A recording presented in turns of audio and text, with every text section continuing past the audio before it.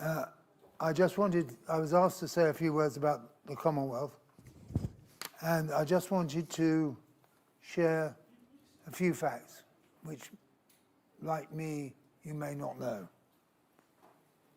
56 countries, 33 small states, the size of country that has challenges dealing with some of the issues that have to be dealt with in tourism. 25 small island developing states. Many of those places that people in the developed world would give their right arm to come to, but they need the capacity to handle them. 2.7 billion people. That's a market. It may not be a single integrated market, but it is a huge market, and many people, in my experience, in Commonwealth states, feel more positive about the Commonwealth than sometimes people in the UK do. So there's a real play to your customer. Two more killer statistics. 60% of the population of the Commonwealth is under the age of 29. And 1/3 of the world's 15 to 29-year-olds live in the Commonwealth. So if you want to know what the future looks like, the Commonwealth has many of the people who are going to deliver it. With a GDP forecast at 19.5 trillion, which is enough. And half the top 20 global emerging cities. This is a very relevant group. And it's been said, one of the ladies earlier today said that people think that we have more differences than we really do between the nations of Africa. Well, the nations of the Commonwealth have many common themes when it comes to dealing with tourism. The thing I found interesting, and I may, in the short time I had to review it, have missed the document, but I looked at all the publications of the Commonwealth on shared issues, common opportunities. And there isn't one on tourism. It's not a theme. Trade is there, but as a theme, it has an opportunity to be called out. And those of us who've been in this world before will say, we have a G7, we had a G20, we had a T20, maybe we need a T56 for the Commonwealth. So that the best, and what would you deal with? A word that's come up before, collaboration. There's a real willingness out there and there's knowledge out there. Can we facilitate exchange of knowledge? Can we share best practice? Can we emphasize the power of tourism in creating jobs? We all know that, but sadly still many ministers and influential people don't.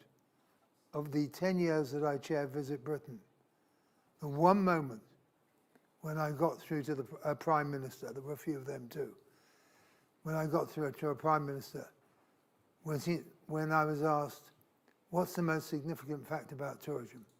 And the answer was, 1/3 of the new jobs in Britain between 2009, financial crisis, and 2012 were created in tourism. It kick-started the economy back here. We can train the young and share best practice there. We can collectively support protecting the destinations. Maldives was extremely articulate about what it had to offer, but it's not without threats from the environment. We can harness the desire to travel. The domestic markets are substantial. And I think, coming back to the theme of this conference, there's an opportunity to build the infrastructure, or support the building of the infrastructure, which is a precursor to real serious growth. So that was a little warm-up, few facts which were new to me, maybe not new to you, but I was very much taken by the fact that the Commonwealth, approached in the way that the Commonwealth works, which is not from people outside lecturing, but people inside supporting each other, felt like an opportunity that hadn't been called out sufficiently. Totally totally agree, Christopher. Thank you Over for to the you. introduction. And let's introduce, thank you, let's introduce some other panellists as well. So we've got the Honourable Lola Ade-John, the Minister for Tourism for Nigeria. Would you like to join us on stage, please? Thank you. And Richard Moir from the NTL Trust, the Vice President of the LCCI. Hello, Richard. Thank you very much for joining us. Thank you. Apologies, there was a bit of confusion there. So I think Christopher did a great job in introducing and the benefits of this panel, because I think the stats are quite interesting. You know, we've got 54 countries across 5 continents, collectively representing 2.4 billion people, which is a third of the global population, with a combined GDP of $10 trillion US. Like, that's huge potential. So my question is, why is this not a bigger driver for tourism? Perhaps we'll start with you, Minister Ade-John. What do you think? First, I was the Minister of Tourism.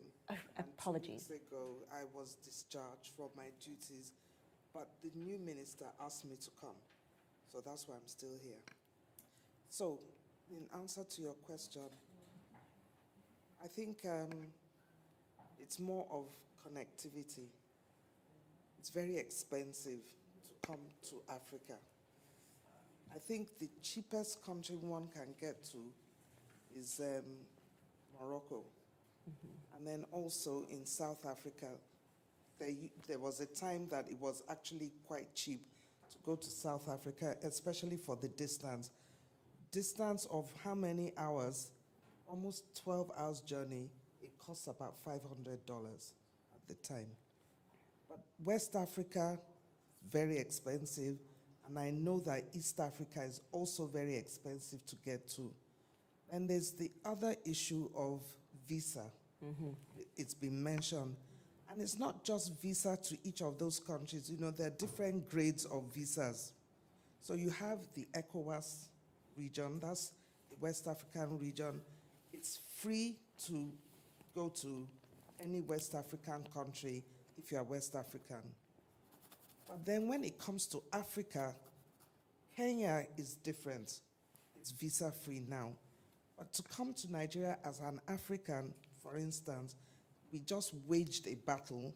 That's the Ministry of Tourism with the Ministry of Interior and Immigration Services, and they reduced the visa fee from $300 to $90.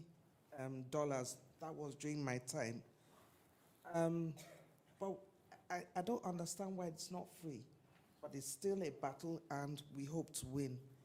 Then there's some other countries that for every single person from any country, you have to get a visa. Mm-hmm. So those are some of the biggest challenges that we have. And then internally in each country itself, there are also connectivity issues, but I know in Nigeria, they've been able to get the dry lease agreement signed, and so there are many more airplanes and airlines that can come into the country. And so I'm just touching those two. Mm-hmm. There are many other issues, but also language. There's in West Africa, you have the French-speaking people and you have the English-speaking people. They don't really mix. Even though traditionally they have the same languages, which is Yoruba and Hausa, but they actually don't mix. The Francophones look towards France. The Anglophones, countries like Nigeria, Gambia, Sierra Leone, Ghana, they look to the UK. So there are those issues, but I think that people are beginning to change. I had a meeting with the Gambian tourism minister, and he, couldn't see why we couldn't collaborate. And I felt it was fine. Ghana, they are brothers next door. We do a lot of things together, and so on and so forth. So it's changing. It's changing. So yes, historically, the Commonwealth was quite strong.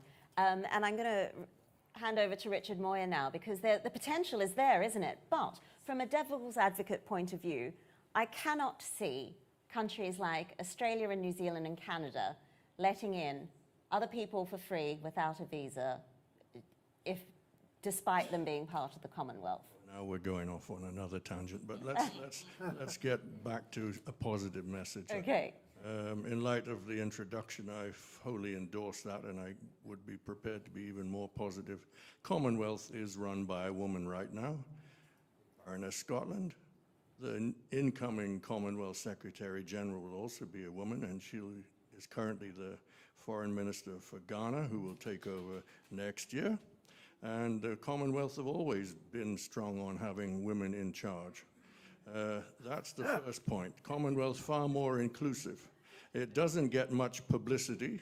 That's not a problem that I can really solve here, but I would like you to be aware of the fact that the Commonwealth has done an awful lot of very good work in precisely this tourism sector.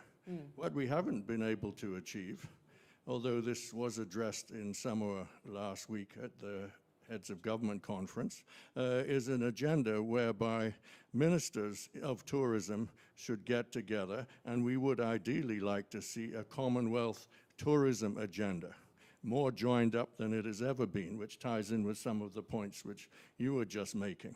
Is that conversation happening? Yes, Yeah. absolutely. So I'd say the glass is more half full than half empty, and is probably filling up. Because when you add the other Commonwealth initiatives, for example, to do with the Blue Agenda, Yes.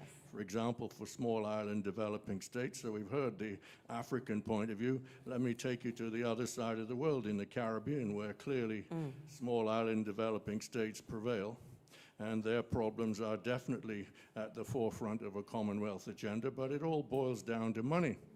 And this really brings me to my point. How many of you would like a new passport? Not because of Brexit, of course, but one needs to think about citizenship by investment, new sources of income. We touched on this earlier, but we didn't have time to go into any depth on it. But everybody in this room who's looking to sell their jurisdiction, looking for new sources of income to develop tourism projects, should think about citizenship by investment, or indeed residency by investment, which at the moment roughly is about $50 billion worth of business for the countries that practice such a thing. Now, of course, there's a philosophical argument, oh, am I selling my birthright? Well, I don't necessarily think so. What you are doing is creating new revenue streams and better employment opportunities for young people. Well, not just young people, everybody for that matter. And then finally, I'd like to add, if we're really thinking about citizenship by investment in tourism as a whole, we need greater cooperation between Commonwealth countries. Yes, they are geographically separated, but you know, we are getting together more often, and we understand each other more than ever before. And so I'm fundamentally positive on that basis, and I hope you are too. So if you would like a passport, consider citizenship by investment, and that will help us all better work together and, more importantly, understand each other. Thank you. Thank you, Richard. So, Christopher Rodrigues, who is leading the charge in this Commonwealth tourism driver? I don't know. And that's not because there isn't someone leading it. It's because about a month ago, when Ibrahim and I were talking about this conference and he started to talk about the Commonwealth, I thought I'd better know more than I did, notwithstanding that I'm called Rodrigues. I am British by birth. And I had this vision of the Queen as and the King now, of a good thing. And when I chaired the British Council, I knew about CHOGM. So it's getting them to understand that there is something that can be done, and they can be part of getting it done. Well, can I just say, because you mentioned about different cultures and languages. Well, the Commonwealth contains an awful lot of them, and even those who had nothing to do with former British colonial history have joined the Commonwealth. Yeah. Why? Because they like the idea of rule of law, they like the idea of standard practices, they like also the idea of English. as an international language with which to do business, and that is increasingly acceptable and popular. So it sounds like the impetus is there. What needs to happen? How can we progress this step further? I can answer if you... Oh, sorry, I don't want to hog all the answers, but I have practiced what I preach, if you like. So Commonwealth is undermarketed, underrepresented. Britain's lost its role when it came to Brexit. We're now rediscovering the Commonwealth, which fundamentally I think is a good thing for us. And it's not the British Commonwealth, it is the Commonwealth of, other than a top-down model whereby, you know, you do as I do, not as I say kind of thing. So I think that's why the Commonwealth is a good news story and is underreported, sadly, but needs to be, its praises need to be sung. Just to add to that, I mean, the Commonwealth is widespread. So you've got New Zealand, you've got Australia, then you have Canada on the other side. And then you have the small countries, Samoa and Vanuatu that is disappearing. And then you have Africa. How many countries in Africa?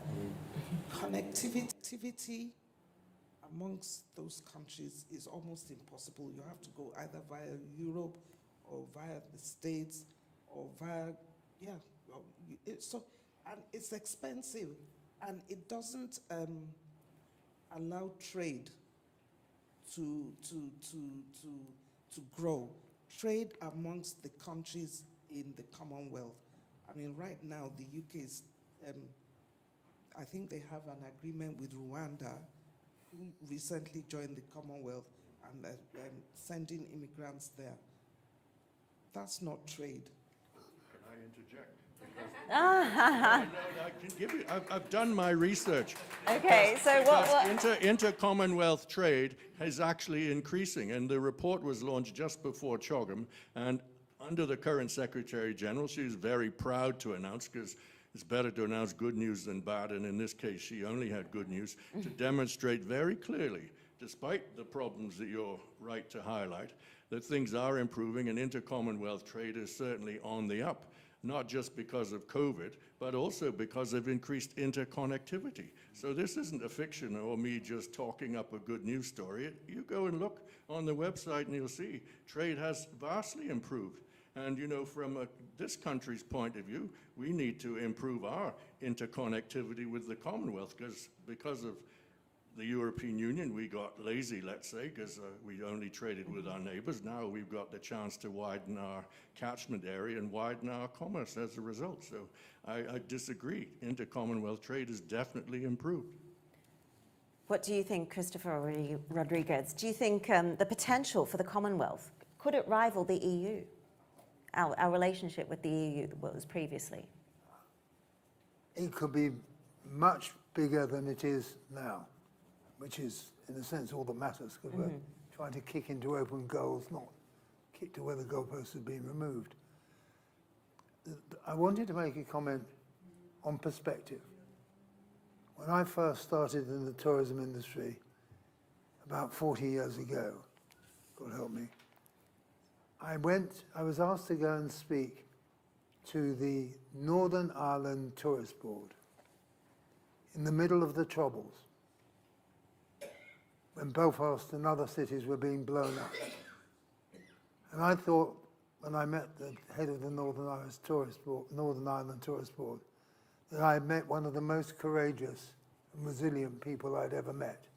Because with things going bang around your head, you really didn't ever see that the Titanic would become a fantastic attraction, that one of the great weekend breaks is to go to Northern Ireland. It's a wonderful place. They have made wonderful things of it. But 40 years ago, you wouldn't have believed that. So all I'm saying is, I think when you talk about the Commonwealth, I'd like to believe we're playing the long game. This is about what happens way after I'm 6 feet under. 50 years from now, you look back and you will have had a choice. You get to the fork in the road where you go, it's not really there yet, we're not ready. Or you go, it's going to happen. That number of people growing their wealth, even if it's from a slow base. We know that tourism is the statement the world makes when it gets freedom. These and that's the long-term opportunity, and that's why I think we should, You're right. our voice has to be there. So it's not Not mine. inconceivable, for example, that Zimbabwe could rejoin the Commonwealth, which could be seen as good news. Just in time for the next CHOGM, which for those interested will be held in Antigua in 2026, so hopefully you'll come along. It's a lot easier to get to than flying to not Vanuatu to Samoa, which I did. I'm still recovering. But anyhow. So what needs to happen? What needs to happen to progress this further? From an African perspective, what would you like to see happen? What needs to happen? For me, I still think that the number one issue is connectivity, air connectivity. There are no direct flights from Canada, for instance, to West Africa. There are no direct flights from Australia to Africa. Or anywhere. Maybe to South Africa. I don't even know if there are direct flights to Kenya. You know, those are some of the hubs. So then there are no direct flights from the Caribbean, I think. But there, there's talks about having cruise ships from the Caribbean to the whole of West Africa as a hub, and then from there, because of heritage, you know, the slave trade and all that, people want to come back to Africa through the Atlantic coast to other parts of Africa. So that, as you rightly said, you know, in a couple of years, it will change. And with those kind of changes, I think that there will be more growth in trade and investment from, you know, either way, both at the Caribbean level and also at the African level. But I don't see it happen now. I don't even see where this trade is coming from. I'm sorry to say. But I saw Richard. I saw Richard Moir. You were shaking your head before. I can say there'll soon be flights between Ghana and Barbados. There have been some between Nigeria and Antigua. So that's, although embryonic, it's coming to pass. No doubt about it. I understand exactly your point about pan-Commonwealth interconnectivity. It takes a long time. It's longer even than getting to Scotland by train. But the observation I'd make is, if you look at the history of tourism growing country by country, it's like a stone being dropped in a pond, and the circles move out. And what you're describing is the outer circle, the interconnectivity that has an Australian say, I must go to Africa this summer. But intra-national and inter-regional is just as valid tourism for the economic benefits, the employment. So with respect, I think putting the cherry on the icing on the cake may take a while, but we can start making the cake. But I think you're definitely right. I think the air connectivity will come. I think perhaps the visa issue might be a bigger. No, visas. Are you going to disagree with me as well? No, everyone's following the same regulations. So, for example, the Caribbean passports were offering visa-free access to Schengen zone. Well, of course, with the introduction of the ETIAS, visa-free is gone. You have to apply online like you do in America for the ESTA, etc., and like you will do in the UK very soon. So visa-free as a way of doing citizenship by investment, that pillar has gone. But Yes, it's coming back, isn't it? Citizenship by investment isn't that good. And what about when I was going to Samoa the other day? You had to get a visa to go in transit through New Zealand. I didn't want to stay in New Zealand. Oh, I my just wanted goodness. to change planes, but this is a new wheeze, 17 Kiwi dollars just to change planes. Now, Heathrow have copied the same idea. So when you come through Heathrow to change planes, stay on the air side, you've got to pay for that privilege. Well, that seems madness. Seems a bit of a easy money earner to me. And where's the added value? Well, that's a different debate. But all that to say, you know, visas are here to stay, and also is the data collection which goes with them, and that's probably something that one needs to address, the GDPR and the AI rules as they relate to data collection, because where's all this going? What's it going to be used for? I don't know yet. So I think we all agree that there is great potential with the Commonwealth, that the lever needs to be pushed full throttle. I guess the question, to round off this panel discussion, can we just hear from everyone on what they think, when you think you'll see some action, and what is the driving force that needs to happen? What is the main thing, I guess, from an African perspective? Let's start with you, Lola, Ade-John. What do you think? Okay, I'll talk about Nigeria and some of the plans the president has. The president believes tourism should be the #1 revenue generator for the country. And therefore, what he's done is that, he's initiated building of the road across the about nine states in the Atlantic coast to open up the economy from there. And it also connects the Francophone countries on both sides, that's Cameroon and Benin. So you can drive and, do business.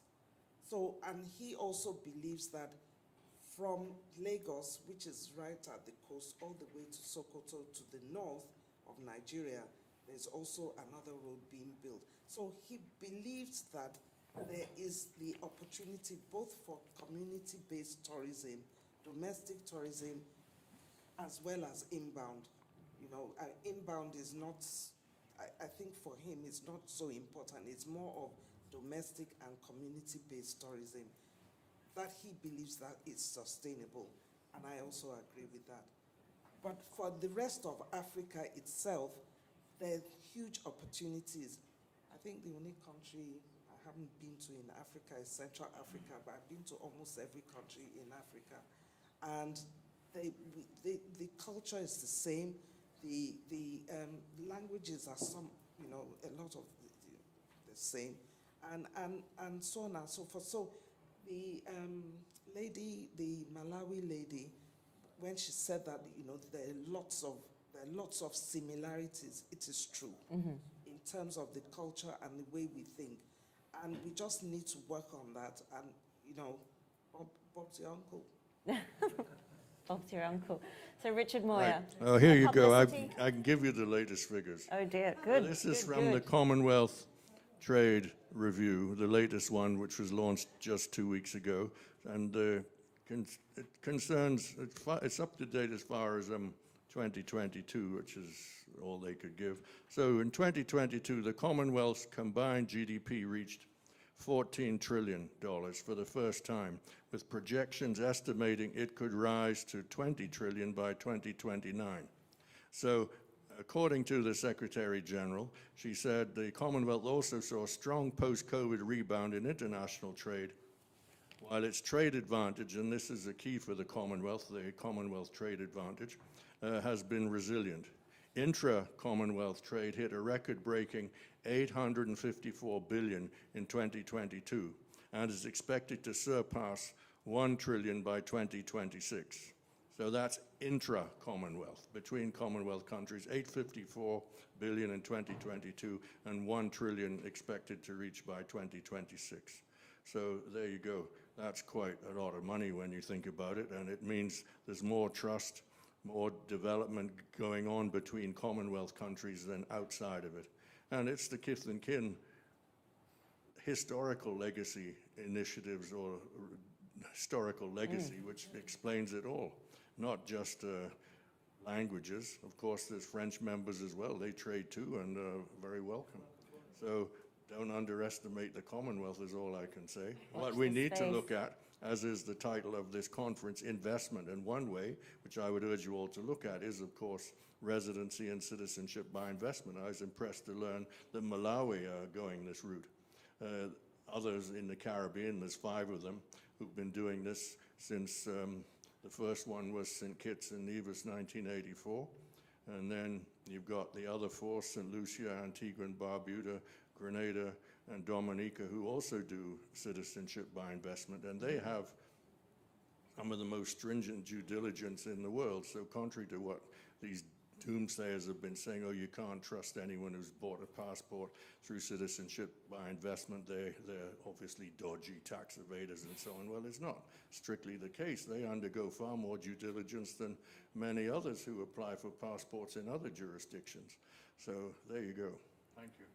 Thank you. That's impressive stats, 20 trillion by 2024 in terms of GDP. Let's watch this space. Christopher Rodrigues, how would you like to sum up? What do you think needs to happen? I think this has to be a pincer movement.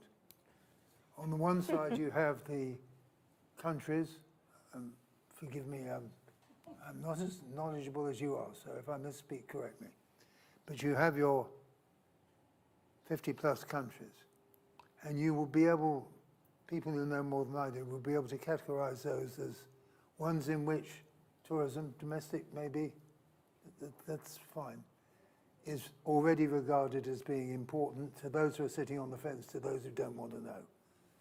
My last lesson, learning from 30-odd years of dealing with government, is you get very tired and make very little progress with the people who don't want to know, until they look over their shoulder and see what someone else is doing in the exam and go, I want one of them.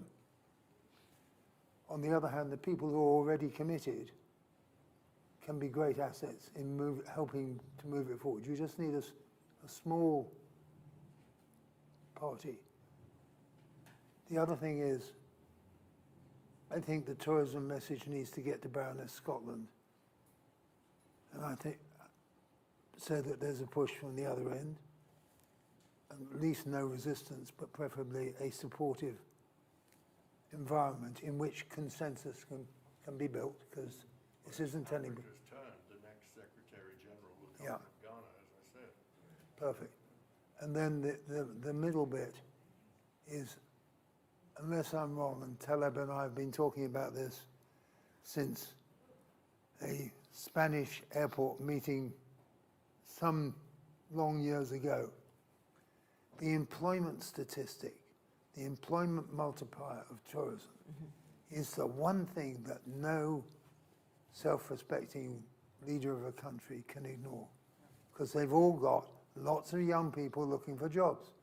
And if they don't get them jobs, they're going to have a problem. So we have both the vision, the pincer movement, and a very simple fact, crystallized by David Cameron to me. Now I know why I have to think about tourism, because it's going to be jobs. And the very last point is when I was appointed to be chair of Visit Britain, which was 2006, I went in to see the Secretary of State, who was a lovely person, sadly no longer with us. And she said, how do you judge success in tourism? And I said, being indiscreet, heads in beds, bums in seats, and feet through the turnstiles. And she said, that was wonderful. No one's ever said that before. Not the way I said it, given those metrics. And of course, those were industry metrics. 18 months later, I realized that it was completely wrong. In the UK at that time, it was jobs, jobs, jobs, tax revenues, and underdeveloped regional development. That's what mattered to the government's agenda.